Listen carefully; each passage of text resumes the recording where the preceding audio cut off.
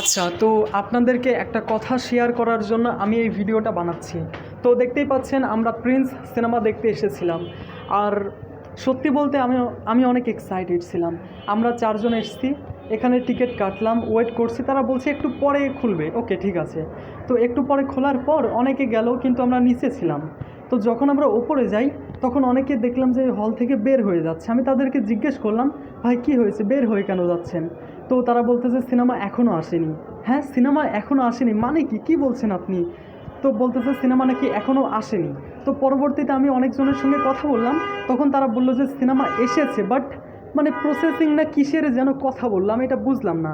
তো আমি যখন পরবর্তীতে আবার হলের মধ্যে গেলাম, মানে যেখানে সবাই বসে ওইখানে গেলাম। তো ওইখানে যাওয়ার পর আমাকে বের করে দিল এবং বললো যে না, এখানে থাকা যাবে না। আমি বললাম যে আমি কয়েকটা শট নেব। তো বললো যে না, এখানে শটও নেওয়া যাবে না, ঝামেলা চলতেছে। আমি বললাম তাহলে সিনেমা কখন আসবে? তো বলতেছে এটা তো সঠিক জানি না, তবে 3টা বা 3:30টার পরে আসতে পারে, তারা এটা বলল।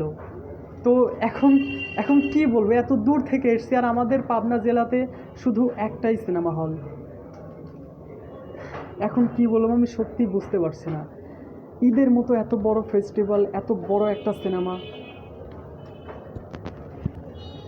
আর এখন যদি কর্তৃপক্ষ এরকম করে তাহলে কি সেটা মেনে নেওয়া যায়? আপনারা নিজেরাই বলেন, এটা কি মেনে নেওয়া যায়? দেখুন সবাই এখানে দাঁড়িয়ে আছে। এই ভাইয়া, এই,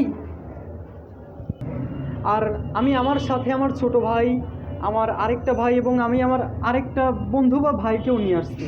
তো এখন সিনেমা চলতেছে না। আচ্ছা, এখন তোমার কেমন লাগতেছে এটা জানার পর? মিজাজটা খারাপ হচ্ছে। শুধু তোমার না, অনেকেরই। আর ভিতরে সবাই মানে টিকিট ফেরত দিচ্ছে, যে মানে টিকিটের টাকা আমাকে ফেরত দাও, তাহলে 3টার পরে আমরা টাকা দিয়ে আবার টিকিট কাটবো। আসলে এটা মেনে নেওয়ার মতো না।